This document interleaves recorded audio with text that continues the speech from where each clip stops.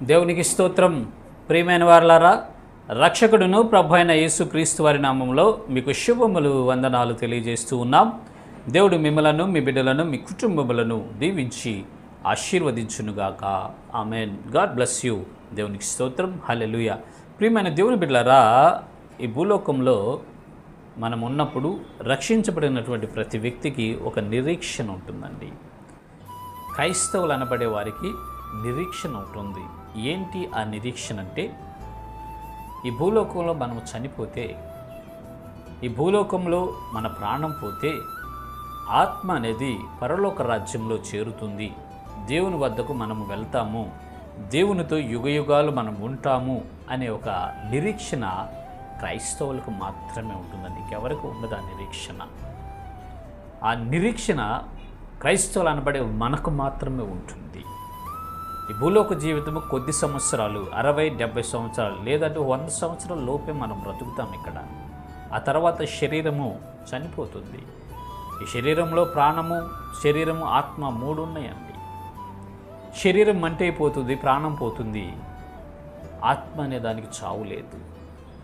ఆత్మ ఎక్కడికి వెళ్తుంది అనే ఒక ఆలోచన చేత మనుష్యుడు ఆ ఆత్మను రక్షించుకోవటం కొరకు దేవుని యందు విశ్వాసం ఉంచి, ఆ ఆత్మ రక్షణ కొరకు, ఆ ఆత్మను పరలోక రాజ్యంలో ప్రవేశింపజేసుకొనుట కొరకు, దేవుని సన్నిధిలో ఆత్మను నడిపించుకొనుట కొరకు నిరీక్షిస్తూ ఉంటాడు క్రైస్తవుడు. ఆ ఆత్మకు బలం ఏంటంటే ఈ నిరీక్షణే అని పరిశుద్ధ లేఖనాల ద్వారా మనము తెలుసుకొనగలము. ఒకసారి దేవుని వాక్యాన్ని మనం పరిశీలించినట్లయితే, హెబ్రీయులకు రాసినటువంటి పత్రిక 6వ అధ్యాయము 19వ వాక్యంలో ఈ రీతిగా రాయబడింది. ఈ నిరీక్షణ నిశ్చలమును స్థిరమునై మన ఆత్మకు లంగరు వలె నుండి తెర లోపల ప్రవేశించుచున్నది. దేవునికి స్తోత్రం. హల్లెలూయా. ఈ నిరీక్షణ మన ఆత్మకు ఎలా ఉందంటే స్థిరంగాను లంగరు వలె ఉందంట. ఓడకు లంగరు వేస్తే ఇక అది కదలదండి.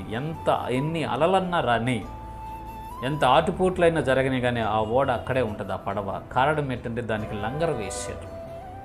అలాగే ఆ నిరీక్షణ అనేది మన ఆత్మకి ఎలాంటిదంటే స్థిరమైనది, ఒక లంగరు వలె ఈ నిరీక్షణ మనకు ఉంటుంది అని పరిశుద్ధ లేఖనాలు సెలవిస్తున్నాయి. ప్రియమైన దేవుని బిడ్డలారా, వాక్యం వింటున్నటువంటి ప్రజలారా, దైవ జనాంగమా, మనకొక నిరీక్షణ ఉన్నది. మనకొక నిరీక్షణ ఉన్నది. ఏంటి అంటే, మనము చనిపోయిన తర్వాత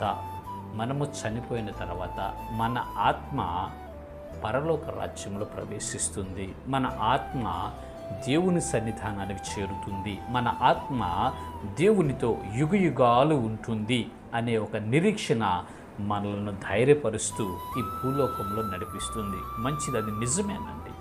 ఈ నిరీక్షణ కలిగి విశ్వాసంలో బలవంతులమై ఈ విశ్వాస యాత్రను ఎవరైతే కొనసాగిస్తూ ఉంటారో వారు ఈ లోకంలో మరణించిన దేవుని రాజ్యంలో ఉంటారు, యుగయుగాలు ఆయనతో జీవిస్తూ ఉంటారు. ఇట్టి కృప దేవుడు మనందరికీ కలుగు చేయనుగాక. ఆమెన్. God bless you. దేవునికి స్తోత్రం. హల్లెలూయా.